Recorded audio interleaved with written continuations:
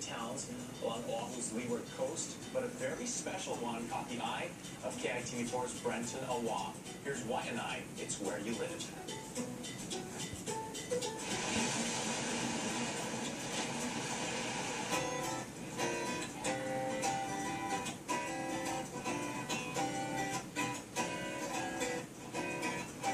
Hidden away from the busy city, hailed as the birthplace of Oahu, is Waianae.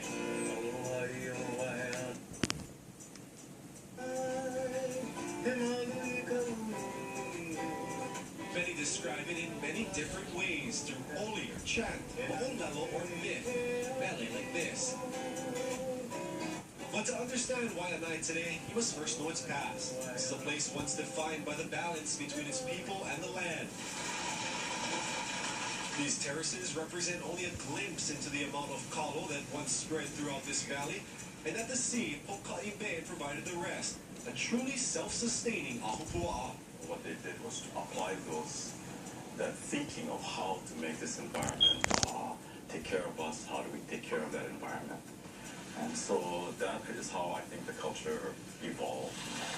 But all of that changed when the land was stripped of its life-giving source. The sugar plantations arrived. Water was diverted from these fields to feed development.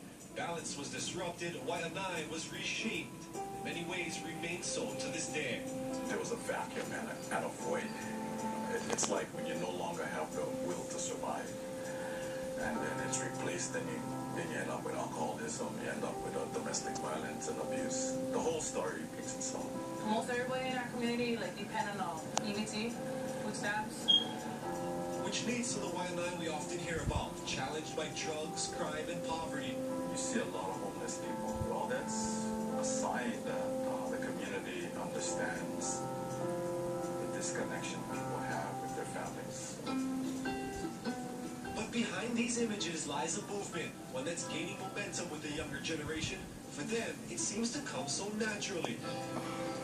It's in our blood, it's in our history, it's in everything behind me, in front of me, above and below me. I am this Aina.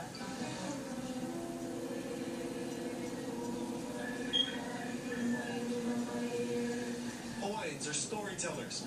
They're also cultivators.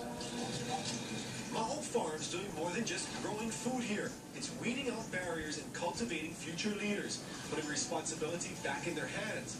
Just look around. Entire farms run by interns.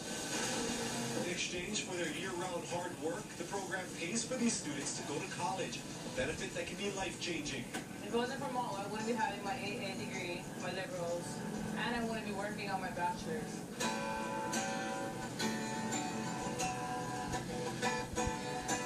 Getting to Ma'o means graduating first, a trend that Waianae High School's Sea Rider Productions is starting to master.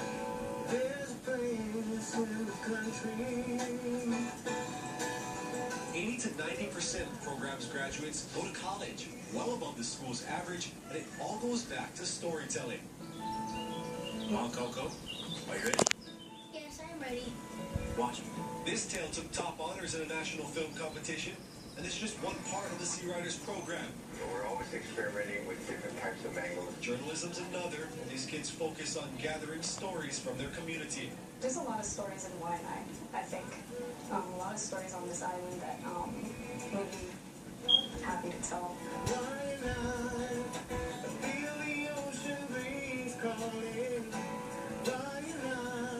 Which brings us back to where we started, deep in Waianae Valley at Ka'ala Farm. Remember, these lo'is sit where the water was once removed. With a lot of perseverance, some has been recovered. The goal now is getting people back on the land to farm food and support families in the process. All you need is one good person who cares about their child. So that's important. So we're just trying to change that paradigm.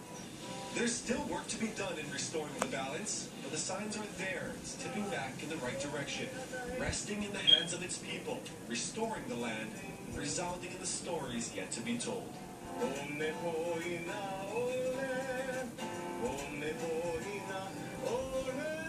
Waianae, Brenton Awa, KITV4 News. What a wonderful portrait of a beautiful community there. According to the U.S. Census, 60% of Waianae's population is Native Hawaiian. That's actually the second highest concentration of Hawaiians in any Oahu community. Nanakuli is the first. In fact, the top 5 communities are all along the Waianae coast. And if this story left you wanting more, be sure